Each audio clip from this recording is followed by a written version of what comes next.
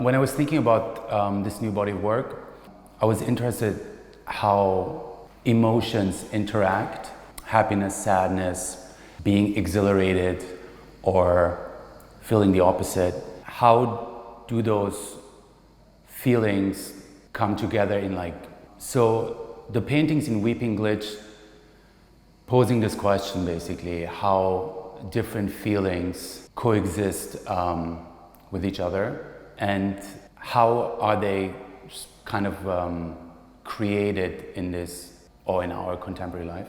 I think generally we are experiencing our world through frames. If it's our phones or computer screens or TV screens, most of our information is provided to us.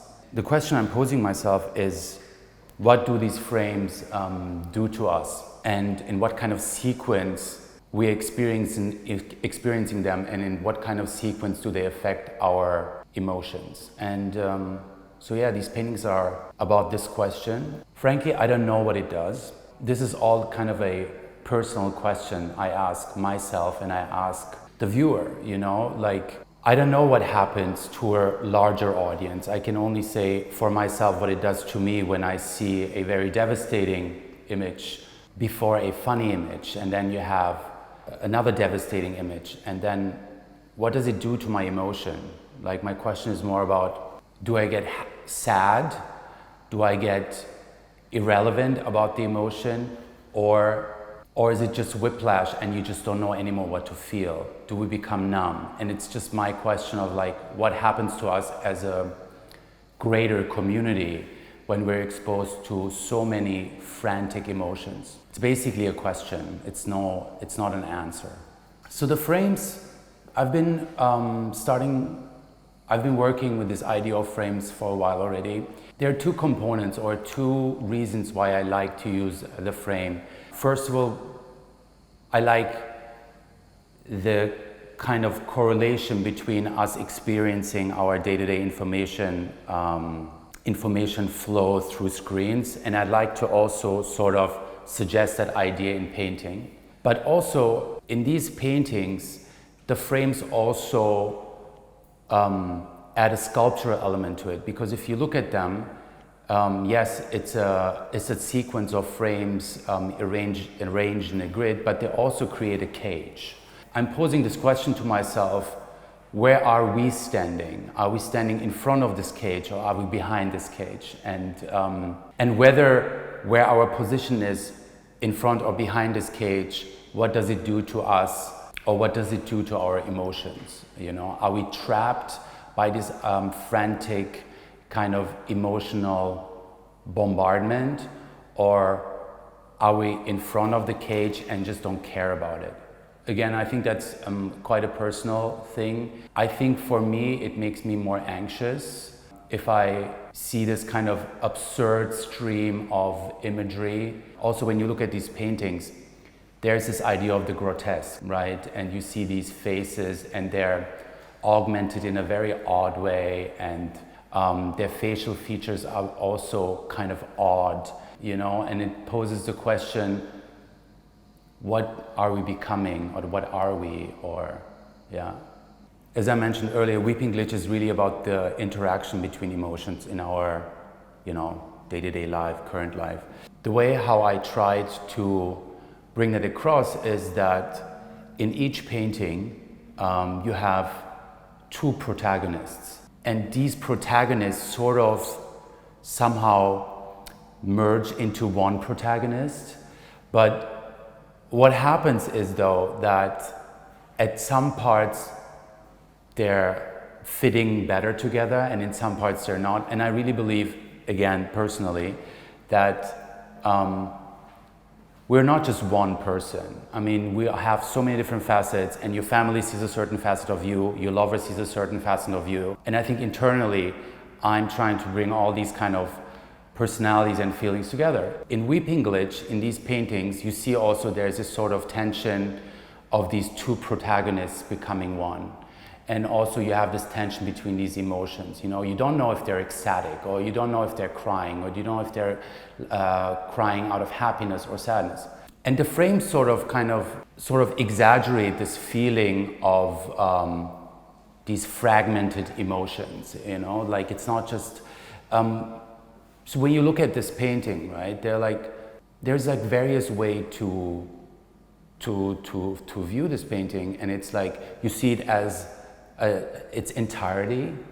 You see one figure and then you see a second figure. So there are various ways of looking at this painting, and then also each section reveals maybe something else for the viewer. You know, I'm aiming to make something that hopefully gives various perspectives to look at something. Because nothing, or personally for me, nothing is really one-dimensional. You know, there's always depth to everything, to, you know, to feelings, to information, to, you know, to love, to hate, to all of these things. So I feel very, very fortunate that I had the opportunity to live at several places. And, you know, I think also that helped form who I am today. And I hope it will continue to form me going forward. But I think it's such a huge gift to get out of the comfort of your known environment and then experience, you know, cultures and people that are similar or not similar to you. And as I just said, like, I've been very fortunate to meet some people in moments when I didn't know really who I am, and that who helped me, guide me through that kind of, you know, search and challenge, and which people from where I'm from or where I grew up weren't able to do. So I think for me personally, it was very, very important to find my place and, you know, to travel and live different places, because also you kind of create your own family, you know, and then these people become very, very important in your life, and they grow with you, and, you know, it's a remarkable feeling. It is a extraordinary privilege to really have these friends who really care for you, and no matter who you are, what gender you are, or what ethnicity you are, you know, and it's very precious. Weeping Glitch, how this title sort of emerged. Glitch is clearly a word that is closely related to technology, but what we're seeing here is, or what I'm trying to convey here is emotion. Emotion and technology is usually something that we're not bringing, or that we don't associate with each other. And when you look also at these paintings, you see these fragments, and it's, for me, almost like when you get this like huge amount of imagery, and some of it you don't even absorb, but they remain as a glitch, as a moment, as a fragment, you know? I always have been interested in landscape painting, not only because I find that landscape painting is probably one of the most approachable genres in art history, but also of its political content. Because, you know, if you look at landscape painting throughout art history, landscape painting is generally quite political painting, right? So what do you try to convey with this kind of landscape? What kind of figures are in this landscape? Where is this landscape situated? What do you try to represent with this depiction of that landscape? But I find all the depictions in landscapes are rather subtle. And the landscapes where these figures are in are, you know, they sort of resemble our, you know, whatever, nature, landscapes, or even landscapes of art history. But they have odd colors, right? And these odd colors sort of like question, where is this? Or what kind of time of the day is this? Or what kind of season is this, right? I'm trying to amplify this idea of emotion, right? We don't know what it really does to us. We don't know really where we are. We don't know the time. You know, I'm really interested in this idea of ambiguity, so that you really don't know, right? There's so many things that you have to find yourself, because I grew up in a very certain way. I look at things in a certain way. Maybe someone else will look at these works and they find something else in it in terms of maybe landscape, you know, maybe they see something familiar, maybe they see something very alien. They're not supposed to be landscapes that you can really pinpoint geographically. They're sort of like, let's call it dreamscapes or sort of, you know, invented landscapes.